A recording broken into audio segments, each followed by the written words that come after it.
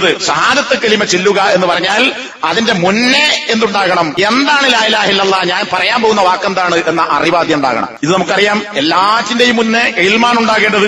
ഏത് സംഗതിക്ക് മുന്നേ ഇൽമുണ്ടാകണം. അത് ഇവിടെയും ബാധകമാണ്. അതിനെന്താ തെളിവ്? സൂറത്തു സുഹ്റൂഫിൽ ഇല്ലാമൻ ഷഹീദ ബിൽ ഹഖ് കൊണ്ട് സാക്ഷ്യം വഹിച്ചവരൊഴികെ. അവിടെ നിർത്തിയില്ല.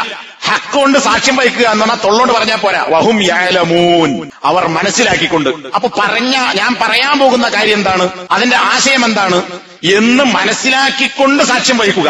ഷെയ്ഖ് ഇബ്നുൽ ഉസൈമീൻ എന്ന് മാത്രമല്ല എല്ലാ പണ്ഡിതന്മാരും കിതാബു തൗഹീദിലും അതിന്റെ ശർഹിലും മറ്റെല്ലാ അഖീദന്റെ വിശ്വാസത്തിന്റെ പുസ്തകങ്ങളിലും ഒക്കെ പറഞ്ഞത് കാണാം. ഷഹാദത്ത് എന്ന് പറഞ്ഞാൽ യസ്ബഖുഹാ ഇൽമുൻ, അല്ലെങ്കിൽ ഇൽമുൻ സാബിഖ്. ഈ സാക്ഷ്യം വാക്യം പറയുന്നതിന്റെ മുന്നേ ഒരു ഇൽമുണ്ടാകണം. ആ ഇൽമെന്താ? പറയണത് എന്താണ് എന്നുള്ള ഇൽമ്. അപ്പൊ ചുരുക്കി പറഞ്ഞാൽ ലാ ഇലാഹ ഇല്ലല്ലാഹ് താല്പര്യം എന്താണ് എന്ന് മനസ്സിലാക്കിയിട്ട് വേണം, അതിന്റെ അർത്ഥവും ആശയവും ഉൾക്കൊണ്ടു വേണം ലാ ഇലാഹ ഇല്ലല്ലാഹ് പറയാൻ. അത് പറയാത്തവൻ ലാ ഇലാഹ ഇല്ലല്ലാഹ് പറഞ്ഞാൽ ബാത്തിലാണ്, ഫലമില്ല. അപ്പൊ അതിന്റെ താല്പര്യം എന്താ? ആരാധനക്കർഹൻ അള്ളാഹു അല്ലാതെ വേറെ ആരുമില്ല. ഇത് രണ്ട് സംഗതിന്റെ അകത്ത്, ഒന്ന് ഇസ്ബാത്ത്, മറ്റൊന്ന് നഫി. അള്ളാഹു മാത്രമാണ് ആരാധനക്കർഹൻ എന്ന് സ്ഥാപിക്കൽ, മറ്റൊന്ന് അള്ളാഹു അല്ലാത്ത ആരെയും ആരാധിക്കാൻ പാടില്ല. രണ്ടു വശം. ഈ രണ്ടു വശവും അംഗീകരിക്കണം. അള്ളാഹുവിനെ ആരാധിക്കുക എന്നത് അംഗീകരിച്ചാൽ പോരാ, അള്ളാഹുവിനെ മാത്രമേ ആരാധിക്കാൻ പാടുള്ളൂ, വേറെ ആരെയും ആരാധിക്കരുത് എന്നതാണ് ലാ ഇലാഹ ഇല്ലല്ലാഹുവിന്റെ താല്പര്യം എന്ന് മനസ്സിലാക്കണം. അങ്ങനെ മനസ്സിലാക്കാത്ത ഒരുത്തൻ ലാ ഇലാഹ ഇല്ലല്ലാഹ് ചൊല്ലിയാലോ ആ ലാ ഇലാഹ ഇല്ലല്ലാഹ് കൊണ്ട് യാതൊരു ഫലവുമില്ല. കാരണം എന്താ? ഇയ്യാക നഅ്ബുദു വ ഇയ്യാക നസ്തഈൻ, നിന്നെ മാത്രം ഞങ്ങൾ ആരാധിക്കുന്നു, നിന്നോട് മാത്രം ഞങ്ങൾ സഹായം തേടുന്നു, നിന്നോട് ചോദിക്കുന്നു, നിന്നോട് സഹായം തേടുന്നതല്ല, നിന്നോട് മാത്രം.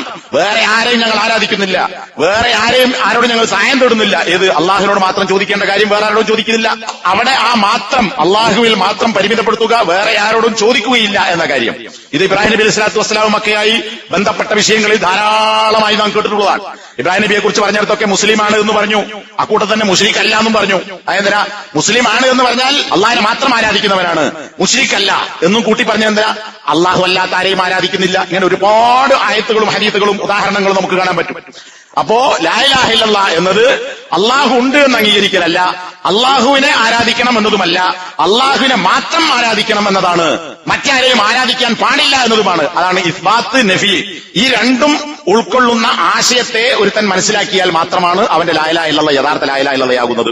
ലോകത്തിന്റെ പല ഭാഗങ്ങളിലുമുള്ള ലാ ഇലാഹ ഇല്ലല്ലാഹ് ചൊല്ലിയ ഞാനത് അംഗീകരിക്കുന്നു എന്ന് പറയുന്ന ഭൂരിഭാഗവും ഈ ആശയം മനസ്സിലാക്കിയിട്ടില്ല. ഇസ്ബാത്തുണ്ട്, അള്ളാഹുവിനെ ആരാധിക്കണമെന്ന് മനസ്സിലാക്കി, അള്ളാഹു അല്ലാത്തവരോട് ദുആ ചെയ്തുകൂടാ, അതും കൂടി ലാ ഇലാഹ ഇല്ലല്ലാഹ് ഭാഗമാണ് എന്ന ഇൽമ അവർക്കില്ല. അതുകൊണ്ട് തന്നെ ലാ ഇലാഹ ഇല്ലല്ലാഹ് എന്താണ് എന്ന് ഈ ആളുകൾക്ക് മനസ്സിലായിട്ടില്ല. അതുകൊണ്ട് ഈ ആളുകളുടെ വാക്ക് ലാ ഇലാഹ ഇല്ലല്ലാഹ് പറഞ്ഞു എന്നത് യാഥാർത്ഥ്യമായിട്ടില്ല. അങ്ങനെ യാഥാർത്ഥ്യമാകാതെ പറഞ്ഞവൻ മുസ്ലിമല്ല.